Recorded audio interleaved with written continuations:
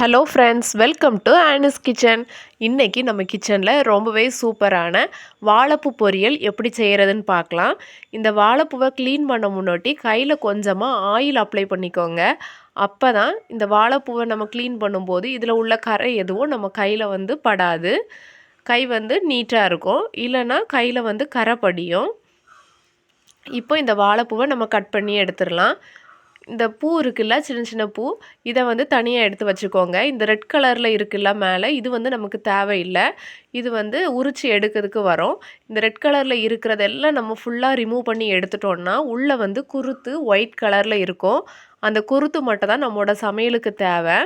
இன்றைக்கி என்கிட்ட ஒரே ஒரு பூ தான் இருக்குது. அதனால் இந்த சின்ன சின்ன பூக்களையும் நான் எடுத்துக்க போகிறேன். இந்த பூவை எப்படி க்ளீன் பண்ணுறதுன்னு நம்ம பார்க்கலாம்.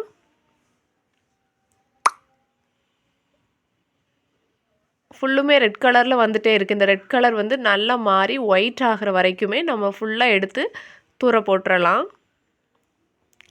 இந்த வாழைப்பூ சர்க்கரை நோயாளிகளுக்கு ரொம்ப நல்லது. வாரத்துக்கு 2 டைமு நம்ம வாழைப்பூவை நம்ம கூட்டில் சேர்த்துக்கலாம். அப்புறமா இந்த வயிறு சம்மந்தமாக பிரச்சனை உள்ளவங்களுக்கும் வாழைப்பூ ரொம்பவே நல்லது. குழந்தைங்களுக்கும் நம்ம வாழைப்பூ எல்லாமே சின்னதுலேயே கொடுத்து பழக்கணும். கிட்னி சம்மந்தமான பிரச்சனை இதுக்குமே ரொம்ப நல்லது. வாழைப்பூவில் உள்ள வாழை மரத்தில் உள்ள தண்டு இதெல்லாம் நம்ம சாப்பாட்டில் கண்டிப்பாக சேர்க்கணும். வாரத்துக்கு 2 டைம். பாருங்கள், இந்த குருத்தை நான் கட் பண்ணி எடுத்துட்டேன். இப்போ இந்த பூவை க்ளீன் பண்ணிடலாம்.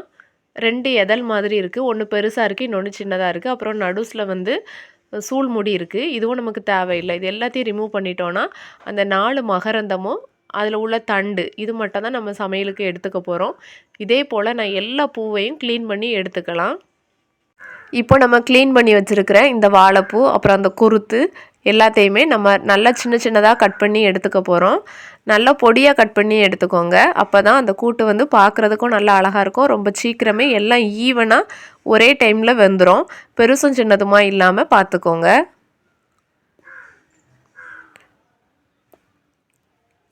எல்லாத்தையும் கட் பண்ணி எடுத்த பிறகு இதை எப்படி க்ளீன் பண்ணணும்னு பார்த்துடலாம். இது நம்ம நார்மலாக தண்ணியில் அலசுகிற மாதிரி தான். இது கருத்து நல்ல கலர் மாறிடும். அதனால் நம்ம அரிசி கழுவுன தண்ணி இருந்துச்சுன்னா நம்ம இதை கட் பண்ண உடனே அந்த அரிசி கழுவுன தண்ணியில் போட்டு வச்சிடலாம்.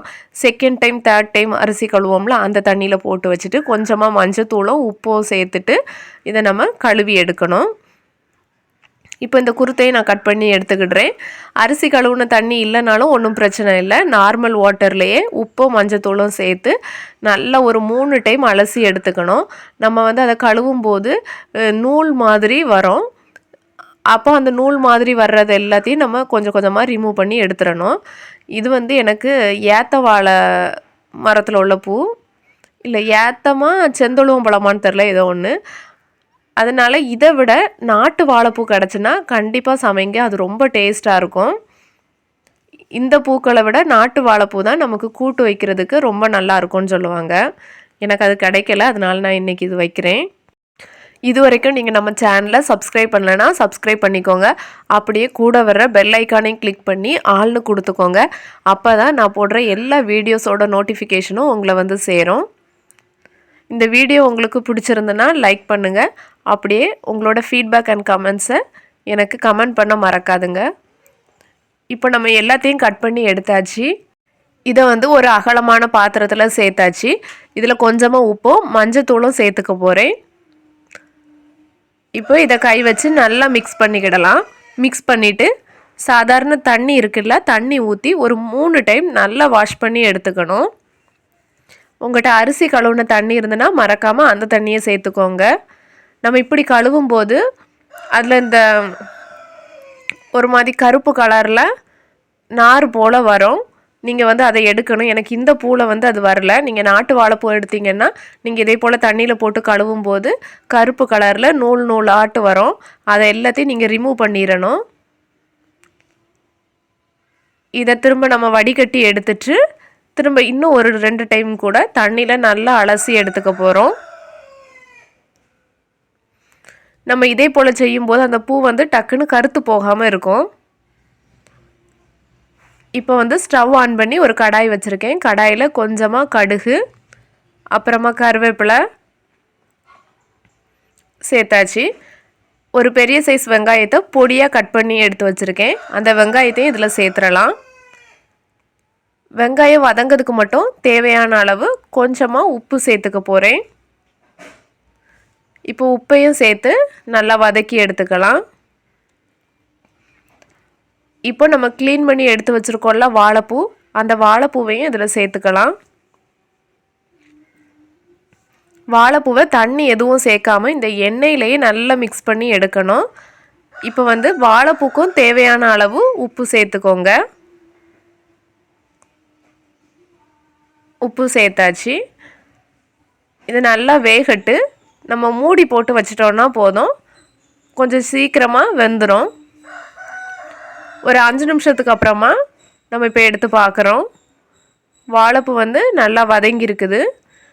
இப்போது காரத்துக்கு நம்ம பச்சை மிளகாய் எதுவும் சேர்க்கலை, அதனால் கொஞ்சமாக வத்தத்தூள். இதுக்கு வந்து பெரிய அளவு காரம் எதுவும் சேர்க்கணும்னு இல்லை, கொஞ்சமாக வத்தத்தூள் சேர்த்துக்கிட்டாலே போதும்.